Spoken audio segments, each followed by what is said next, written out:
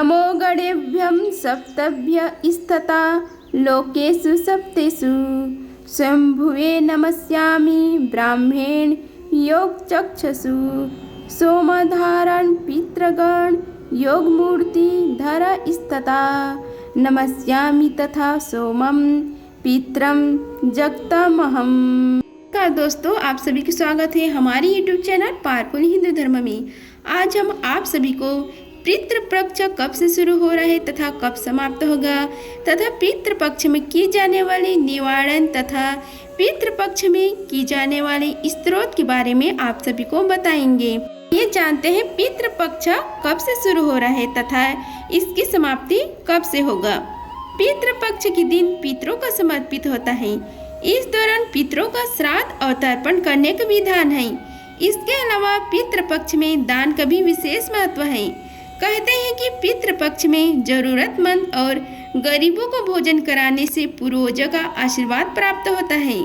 हर साल पितृपक्ष भाद्रपद मास की पूर्णिमा तिथि से आरंभ होता है और अश्विन माह की कृष्ण पक्ष की अमावस्या तिथियों को समाप्त होता है। तो आइए जानते हैं इस साल पितृपक्ष किस तारीख से शुरू हो रहा है और साथ की प्रमुख तिथियां क्या हो रहेगी। पितृपक्ष की प्रमुख तिथियां हैं। हिंदू पंचांग के अनुसार भाद्रपद माह की पूर्णिमा तिथि का आरंभ 17 सितंबर को सुबह 11:44 से शुरू होगा। वही पूर्णिमा तिथि का समापन 18 सितंबर को सुबह 8:04 पर होगा। पूर्णिमा श्राद्ध 17 सितंबर को किया जाएगा। वही प्रतिपदा तिथि के श्राद्ध तिथि 18 सितंबर को पड़ रही है। आप सभी को बता दें कि श्राद्ध पक्ष प्रतिपदा तिथि से शुरू होता है, इसलिए 18 सितंबर से पिंडदान, तर्पण, ब्राह्मण भोजन और दान जैसे अन्य दूसरे कार्य किए जाएंगे। ऐसे में पितृपक्ष का आरंभ 18 सितंबर से हो रहा है, जो कि 2 अक्टूबर 2024 तक रहेगा। श्राद्ध मुहूर्त का शुभ मुहूर्त है। हिंदू पंचांग के अनुसार भाद्रपद माह की पूर्णिमा तिथि का आरंभ 17 सितंबर को सुबह 11:44 से शुरू होगा। वही पूर्णिमा तिथि का समापन 18 सितंबर को सुबह 8:04 पर होगा। श्राद्ध संपन्न करने के लिए कुतुब रौणिक मुहूर्त अच्छा माना गया है। कुतुब मुहूर्त है 11:51 से 12:40 तक। रौहिण मुहूर्त है 12:40 से 1:29 तक। अपराह काल है 1:29 से 2:56 तक रहेगा। श्राद्ध की प्रमुख तिथियां हैं, उसके बारे में आप सभी को बताते हैं। पितृपक्ष का आरंभ पूर्णिमा का श्राद्ध 17 सितंबर 2024 को है। वही प्रतिपदा तिथि का श्राद्ध पितृपक्ष का आरंभ 18 सितंबर को है। द्वितीय तिथि का श्राद्ध है 29 सितंबर को तथा तृतीय तिथि का श्राद्ध है 20 सितंबर को और चतुर्थी तिथि का श्राद्ध 21 सितंबर को। पंचमी तिथि का श्राद्ध है 22 सितंबर को। षष्ठी और सप्तमी तिथि का श्राद्ध 23 सितंबर सोमवार को। अष्टमी तिथि का श्राद्ध है 24 सितंबर को। नवमी तिथि का श्राद्ध है 25 सितंबर को। दसवीं तिथि का श्राद्ध है 26 सितंबर गुरुवार को। एकादशी तिथि का श्राद्ध है 27 सितंबर को। द्वादशी तिथि का श्राद्ध है 29 सितंबर को। त्रयोदशी तिथि का श्राद्ध है 30 सितंबर सोमवार को। चतुर्दशी तिथि का श्राद्ध है 1 अक्टूबर को। सर्वपितृ अमावस्या पितृपक्ष समाप्त 2 अक्टूबर बुधवार को होगा। हम आप सभी को पितृपक्ष में किए जाने वाले सरल 10 उपाय के बारे में आप सभी को बताते हैं। आइए जानते हैं पितृपक्ष में किए जाने वाले उपाय के बारे में। श्रद्धा पूर्वक तर्पण और पिंडदान करने से पितृ प्रसन्न होते हैं। श्राद्ध पक्ष में पंचबली कर्म अर्थात देव, पीपल, गाय, कुत्ते और कौवे को अन्न जल देने से पितृदेव प्रसन्न होते हैं। इसी के साथ ही चींटी और मछलियों को भी अन्न देना चाहिए। श्राद्ध में 10 तरह के दान दिए जाते हैं। पहला है जूते चप्पल, दूसरा है वस्त्र, तीसरा है छाता, चौथा है काला तिल, पांचवा है घी, छठा है गुड़, सातवां है धान्य, आठवां है नमक, नौवां है चांदी, स्वर्ण और 10वां है गौभूमि। आप चाहे तो सिर्फ आटा गुड़, घी, नमक और शक्कर का दान कर सकते हैं। ब्राह्मण भोज भी कराना चाहिए। इस दिन सभी को अच्छे से पेट भरकर भोजन खिलाकर दक्षिणा दी जाती है। ब्राह्मण का निर्वसनी होना जरूरी है और ब्राह्मण नहीं हो तो अपने ही रिश्ते के निर्वसनी और शाकाहार लोगों को भोजन कराएं।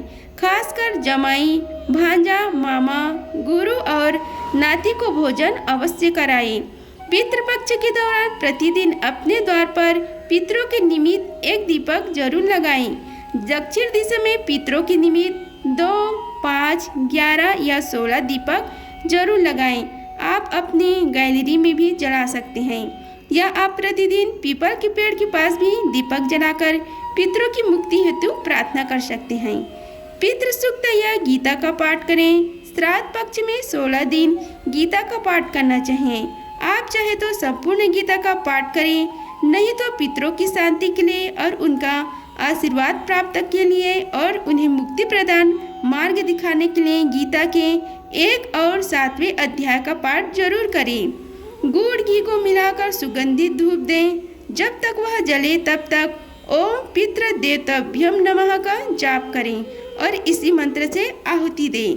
भगवान विष्णु सहित इन दिव्य पितरों की पूजा करें, जैसे यमराज, काव्य वंडनाल, सोम, आर्यमा, अग्निश्व, सोमसद, बहर्यपद, चित्रगुप्त जी, अग्निस्वाद, बहिर्पद, अजप्य, सोमेप, रश्मिप, उपदूत, अयंतून, श्राद्धभूक, वह, नंदीमुख, आदित्य, वसु, रुद्र तथा दोनों अश्विनी कुमार आदि। सौरपित्र अमावस्या के दिन शास्त्रों में मृत्यु के बाद अधर्य दैहिक संस्कार, पिंडदान, तर्पण, श्राद्ध, एकादशाह, सब पिंडकरीकरण, औसच आदि, निर्णय, कर्म विपाक आदि के द्वारा पापों के विधान का प्रायश्चित कहा गया है। परिवार के सभी सदस्य से बराबर मात्रा में सिक्के इकट्ठा करके उन्हें मंदिर में दान करें। पितृदोष निवारण के लिए आप पितृपक्ष के दौरान पीपल के पेड़ और शिवलिंग पर नियमित जल चढ़ाएं और घी का दीपक जलाएं। साथ ही पितरों का स्मरण करें। मान्यता है कि ऐसा करने से पितरों की आत्मा को शांति मिलती है और पितृदोष से छुटकारा मिलता है। ब्राह्मणों को भोजन कराएं। पितृपक्ष में ब्राह्मणों और गरीबों को तथा जरूरतमंद को भोजन जरूर कराएं और उन्हें अन्न, धन और वस्त्र का दान दें। धार्मिक मान्यता है कि ऐसा करने से इसे पितृदोषों से मुक्ति मिलती है। सूर्यदेव को इस दिन जल अवश्य अर्पित करें। पितृपक्ष के दौरान सूर्य को तांबे के लोटे में लाल फूल डालकर जल चढ़ाएं और अपने इष्ट देव और कुल देवता का स्मरण करें। मान्यता है कि ऐसा करने से पितर प्रसन्न होते हैं और उनका आशीर्वाद हमेशा बना रहता है। पितृपक्ष में गाय, कुत्ते, कौवे और पशु पक्षियों के लिए भोजन का एक अन्न जरूर डालना चाहिए। इसके साथ ही गायों को हरा चारा खिला सकते हैं और पक्षियों के नियमित दाना खिला सकते हैं। ऐसा करने से कुंडली से ग्रहों का अशुभ प्रभाव कम मिलता है।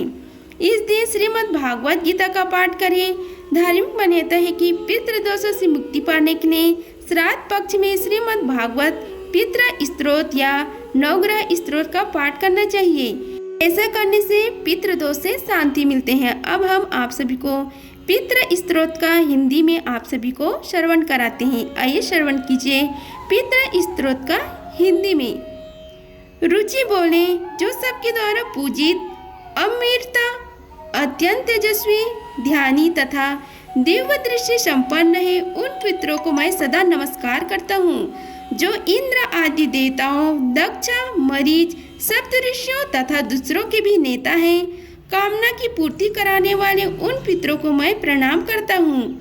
जो मनु आदि राजश्रियों, मुनीश्वरों तथा सूर्य और चंद्रमा के भी नायक हैं, उन समस्त पितरों को मैं जल और समुद्र में भी नमस्कार करता हूँ।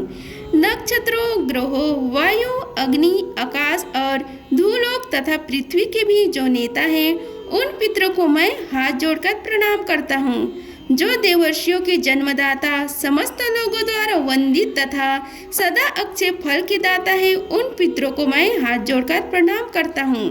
प्रजापति, कश्यप, सोम, वरुण तथा योगेश्वरों के रूप में स्थित पितरों को सदा हाथ जोड़कर प्रणाम करता हूँ।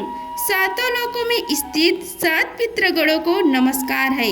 मैं योग दृष्टि संपन्न स्वयंभू ब्रह्म जी को प्रणाम करता हूँ।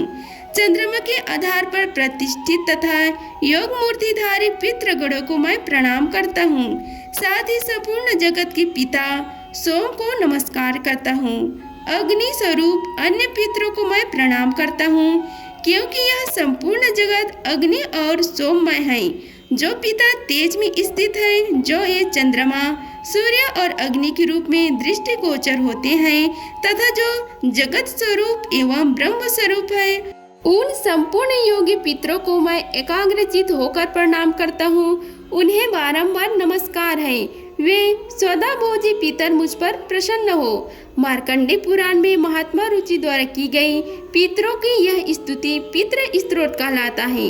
पितरों की प्रसन्नता की प्राप्ति के लिए इस स्तोत्र का पाठ अवश्य करना चाहिए। पितृ स्तोत्र के अलावा श्राद्ध के समय पितृ सूक्त तथा रक्षोगण सूत्र तथा पाठ भी किया जा सकता है। इन पाठों की स्तुति से भी पितरों का आशीर्वाद सदैव व्यक्ति पर बना रहता है। अगर आप सभी को हमारी वीडियो अच्छी लगी होगी तो वीडियो को लाइक कीजिए, चैनल को सब्सक्राइब कीजिए और कमेंट बॉक्स में ओम नमो भगवते वासुदेवाय लिखिए। धन्यवाद। मिलते हैं अगले वीडियो में, तब तक के लिए जय श्री राधे कृष्णा।